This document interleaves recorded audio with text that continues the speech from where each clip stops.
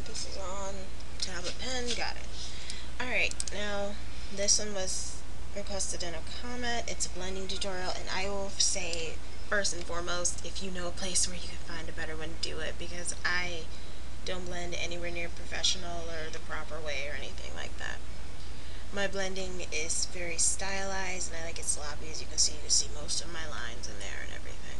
It's not the best, but weird random thing out of the way, and I'm going to delete this so we can make it from scratch. You can see what I do. First thing, of course, is picking a base color. Now your base color should have pretty low saturation, I'd say, so this little thing with the S, you would move it kind of lower on that totem pole to pick your color. And I'm going to have to make this brush really, really big. Ah, crap, my opacity's low. Okay. I did a practice one before I turned this on, that's why the opacity's weird. Okay, set this back to 1. Now you see we have our little base circle. Now, if you're not completely comfortable in your blending skills, I would say start with a new layer for each color. I'm not going to do it, but you can. And what you do is you go to your eyedropper and you pick sample mirrors. That way you can pick still from this general, well, any layer while they're in separate layers. But what I'm going to do is work on one layer because I've gotten kind of comfortable with it.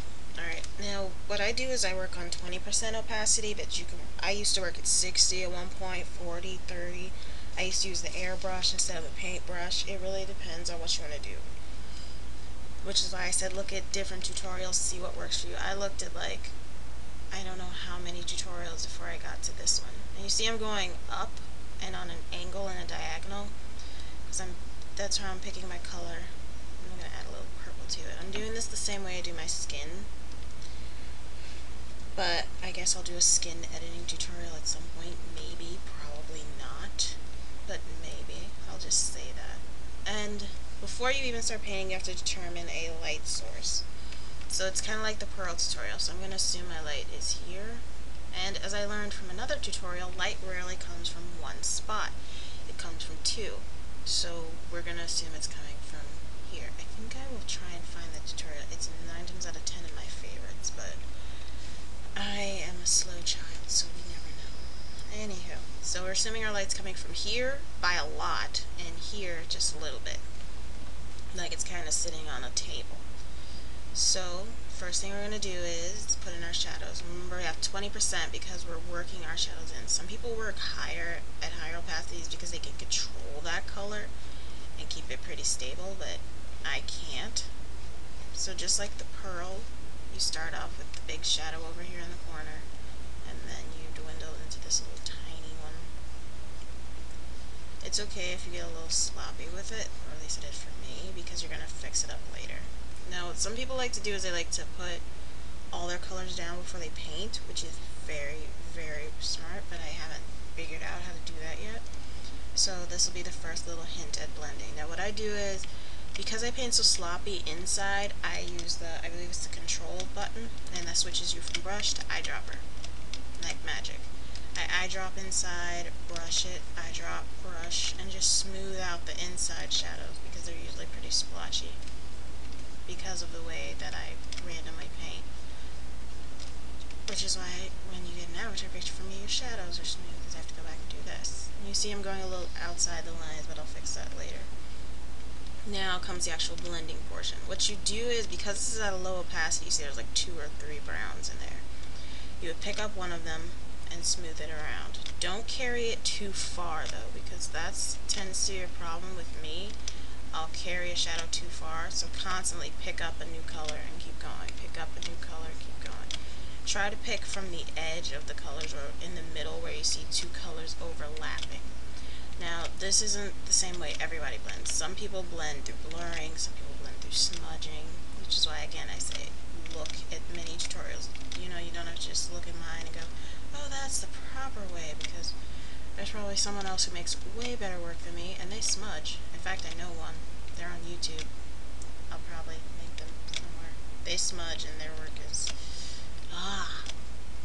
But anyway. Alright, now you see we have these 2 browns down now. just from our blending, and I'm still smoothing out as I go.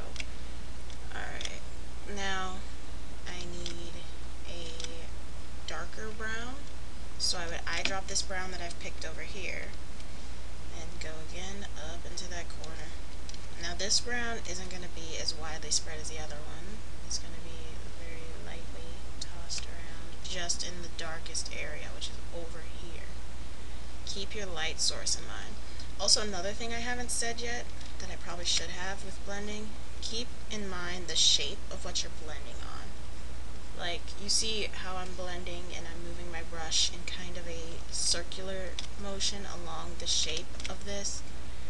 That's what helps the form say a shape, because if I did all straight lines on this, it would look really weird. Like if I started just blending like that, you know, that would take away from the shape of the circle. Especially, I've noticed this when people blend on faces. They'll blend and the face will look really flat. It's because they didn't like follow the cheeks, they didn't do any of that. They just said, okay, blend straight up and down. And I don't think anyone's face is straight up and down. We have cheekbones and jawbones and a brow ridge and all that fun stuff. Though our brow ridge, well, some people's brow ridges are pronounced. Okay, rambling, no. Anywho. Alright, now we have that darker in there. You see, it's starting to look a little more blendy, but not as much. Now we have to add the shine, because though some people like to focus just on shadow or just on shine, I used to be a shadow person. What I've noticed is they really work with each other. You can have one without the other, but it will never trump one with the perfect balance. Ever. Alright, so for this one I'm going diagonally this way, and what color do I want to put in this? Purple. Why not? No, it's supposed to be yellow. Yellow is a complement to purple. I put purple on the skin. Okay. Alright, now I just put this in the brightest portion, and again, we just grab from that edge and kind of try and soften it out so that it matches into the skin. You can, if I do something too bright, sometimes I'll pick from the side and brush over it, because it's in a lower opacity, so it'll just lighten it slightly. It won't completely kill my picture, or kill the color that I was achieving, or hoping to achieve. Just bring some of that brown around, because it's looking a little... Okay. You see I'm fixing my shadows right now, because I'm noticing the shadows are starting to be in the middle. And it's a rarity that shadows are like right in the middle of an object. It's usually off to one side or more than the other. So I'm shifting my shadows a bit. Alright, and my shine a little bit, stretch it out some more. Now the last one, I usually use 2 shadows, 2 shines, but you can use however many you want, does not matter. Last one is my kind of super shine. I go a lot closer to the white. Don't go straight to the white. The white will just ruin it, but go close to the white. And you see I still have my yellow highlight, and I put this in the highest point. No, it's only that little higher. The highest point of it. And then, because the light is coming a tiny bit from down here, I'm going to just go around that edge really lightly and very sloppily, because I'm a sloppy person. And then, again, with your 20% opacity, go around the edges and try and make that fit in. If it starts to get duller than you wanted it, I think I made this in the wrong spot, so I'm going to dull that out and get the color again and try that again, because I think that was a little too far off. I think that's better. Yeah. And go around the edges, picking up the color and trying to make it softly merge, or in my case, not so softly. And blend this so that it's a thinner line, because you don't want a thick line. Well, sometimes you do, but for this I don't want this line to be as thick as it is right now. So I'm going to blend it thinner by taking this shadow and kind of pushing that off to the corner with My type of blending is more like pushing the colors where I want them to go, as well as mixing the colors. And you see my circle just lost its shape because of that weird line. What I usually do is I take the soft brush after that and I just go back and clean up whatever I've effed up, which is usually the edges. Alright, so now you see we have our blended circle. Now, this is usually what some would consider a rough one. So usually the next step from this is to lower your opacity even more. I believe it's 10, and to go in and zoom in and fix all these little painty lines and things. But I like my painty lines, so I don't fix them. Another way you can fix them is through blurring, smudging. But remember with smudging, because I'll do smudging just to show you how it looks, because I've used smudging forever and I love smudging. I would say use a textured brush, don't use one of those weird circle brushes, it'll make it just look plasticky. Use a texture brush and follow the shape of whatever you were just blending just then. Just follow the shape. Don't do something random and go, oh, it's artistic. It's only artistic if it was intentional, not lazy. You see how much smoother my ball got? Now it looks all super defined. But, yeah, that's basically how I blend and how I get it to look smooth if I choose to make it look smooth. So I think that's it for blending.